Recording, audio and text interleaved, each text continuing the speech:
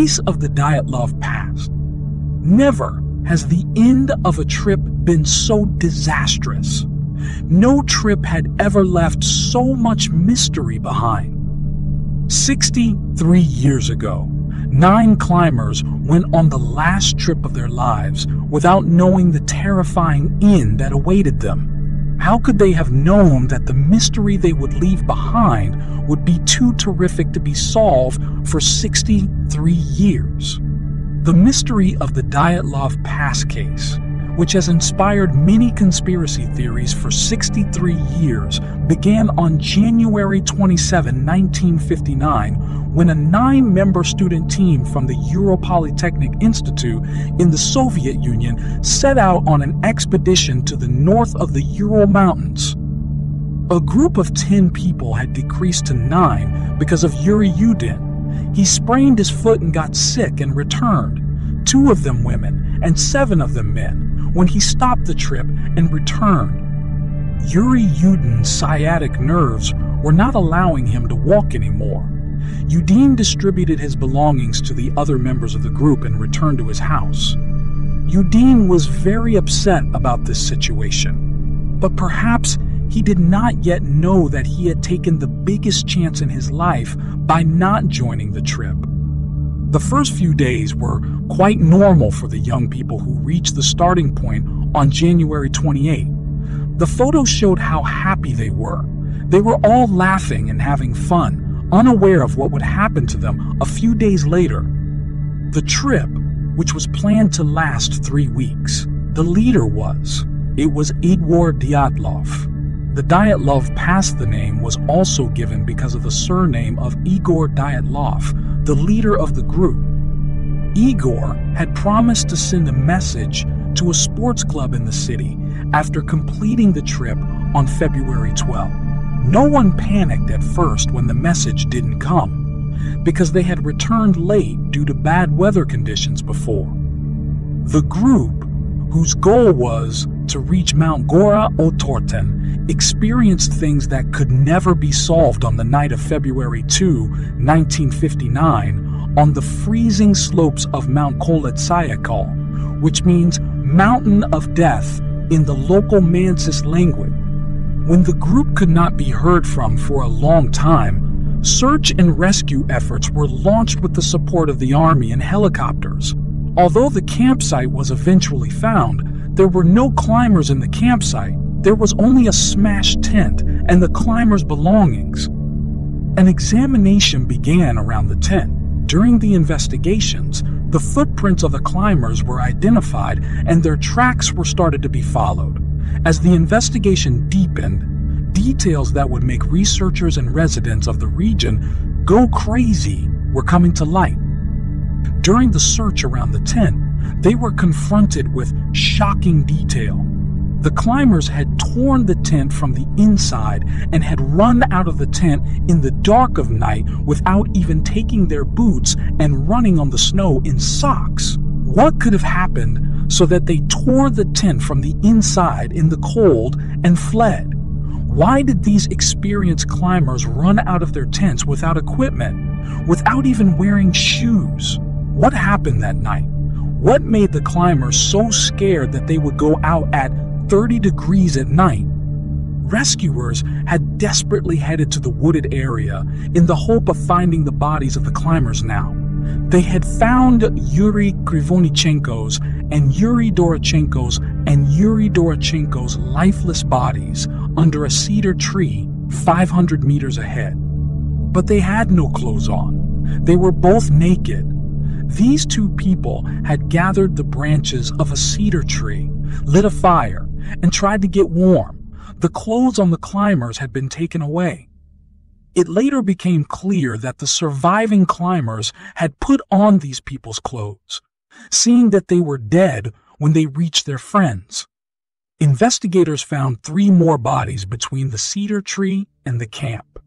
After the incident, it was determined that the 3 climbers lost their lives separately on the way back to the camp. These 3 climbers were the leader of the team, Igor Dyatlov, Zina Kolmogorova, and Rustem Slobody. It took more than 2 months to reach the bodies of the other 4 young people. On May 4, the bodies of 4 more climbers were found 75 meters from the cedar tree. The bodies that were found were so scary that the research team who found the body said that they had jumped into icy water to get over the shock of this image, because one of the bodies, Dubinina's tongue, eyes, and lips were missing, and she also had broken ribs. Fractures in Zolotarev's ribs were also seen. Interestingly, there were no external impact marks on either of the 2 bodies, which were found to have fractures in their ribs.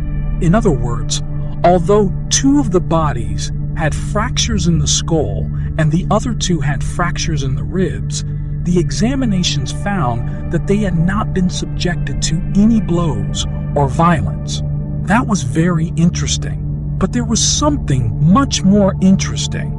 During the subsequent examination, radiation residues were found on the clothes. Another surprising detail of the incident was Rustam Slobodin's freezing form. Slobodin's cheeks and lips were swollen as he had been beaten. In addition, Slobodin's turning his back while holding his stomach suggested that he was continuing to take blows and that there were signs of a struggle. The first question that came to mind was, who could Rustam Slobodin have wrestled with that night after his friend died? Because during the examinations, no footprints were found in the vicinity.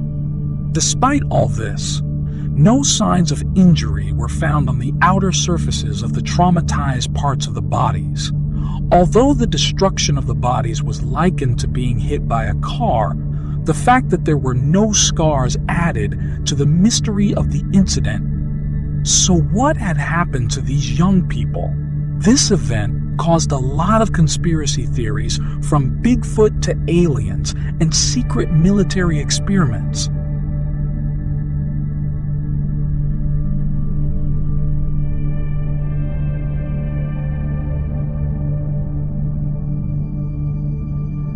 The Bigfoot theory. Although many people believe that climbers were attacked by Yeti, that is Bigfoot, who is said to live mostly in snowy mountainous areas and are described as a snow monster, the fact that no human species other than climbers found footprints at the scene after studies also refute this theory. However, a photo found on the camera of one of the climbers shows a creature resembling a Yeti. But this could also have been a conspiracy organized by the state later to lay the blame on Bigfoot. Because in some theories, it was also believed that the killer was the state itself. Some people believed that the government was hiding the autopsy reports and that the government was responsible for these deaths.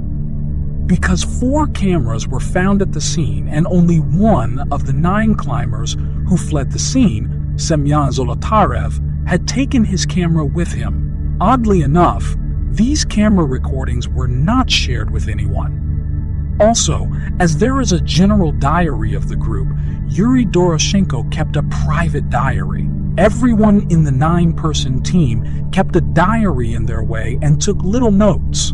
But these could not be reached in the examinations either. Although the Russian authorities launched an investigation immediately after the incident, no clear conclusions could be reached during the autopsies performed on the bodies.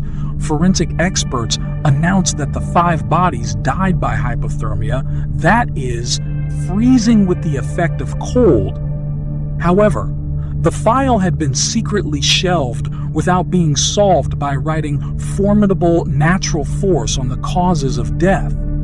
Allegedly, the climbers were killed by the KGB, the intelligence and secret service of the Soviet Union, because they witnessed an incident in that region that concerned national security and they should not have seen. In other words, the team witnessed a secret experiment of the state in the region and was killed for this reason. The fact that the government was trying to cover up the incident suggested that the team might have been killed because they witnessed a secret experiment. Tatiana in Sverdlovsk did not attend the funeral of his older brother Igor, the leader of the group. His parents thought it might be too traumatic for her. Tatiana, then I saw the photo of him in the coffin. It was horrible. There was no trace of his former self. She says and adds, my mother was able to recognize him only by the gap between his teeth. His hair had turned gray. Tatiana also says that their families believe that the army is behind these deaths. It's hard to tell what happened there, but they told the families, you will never find out the truth, so stop asking questions. What could we do? Remember, in those days, if you were told to shut up, you would shut up. Could the climbers have witnessed a practice or experiment in that area that they should not have seen? Although the Russian government denied this, the pictures and videos of the night of the incident were not shared. Of course, it was obvious that there was something strange about the phone, GPRs, and other electronic devices being disabled. The cameras found on this mountain were taken hostage by the Russians. But could it be that what the state was hiding was related to aliens, not an experiment?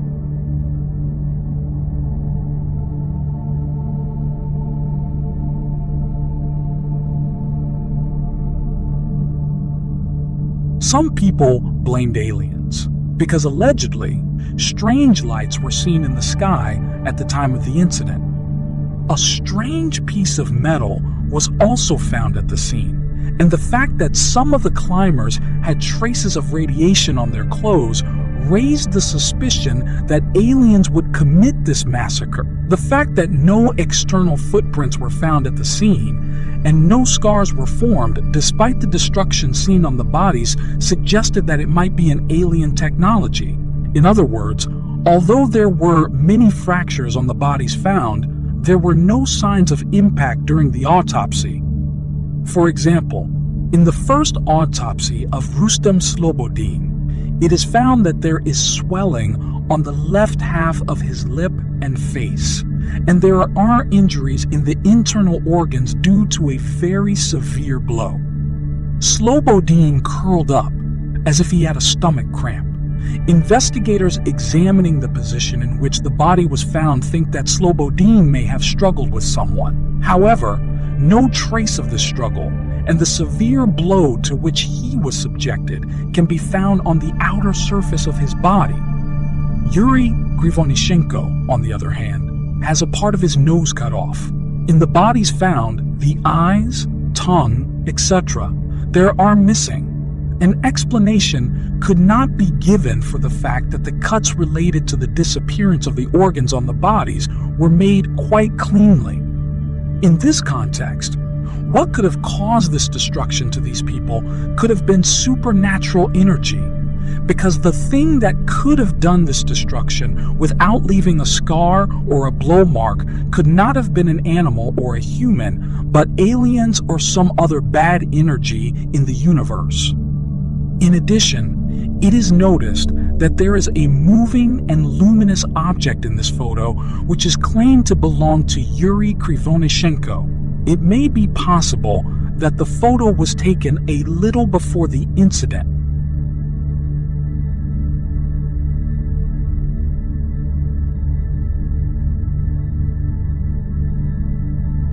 With the restructuring of Russia, an attempt was made to open the veil of secrecy again, and the incident extracted from the archive began to be investigated again. But the relatives of the young climbers were never satisfied with the answers they received, because the response they received was so ridiculous. Traumatic hypothermia. Hypothermia is usually caused by exposure to cold air or immersion in cold water. It is a very dangerous condition that results in a serious decrease in body temperature as a result of losing heat much faster than the heat that the body can produce at its fastest capacity, and can cause death if emergency intervention is not provided. Yuri Yudin, who is the most important source of information about the incident, has repeatedly stated how brave his friends were, and that they were not ordinary climbers enough to freeze to death. Some scientists have stated that there is a case of paradoxical undressing in people who died from hypothermia due to a burning sensation and attributed naked corpses to this. Some researchers have put forward the thesis that there may have been an avalanche and that the climbers may have left the tent in that way to escape the avalanche. But the idea of an avalanche seemed the most remote possibility because there was a lot of evidence contradicting it. Firstly, the rescue team had found no evidence of an avalanche at the place where the incident took place, and the angle of the slope was not steep enough for an ordinary avalanche. If you want to ask what the severing of people's eyes and tongues has to do with hypothermia and an avalanche, don't ask because they don't know either.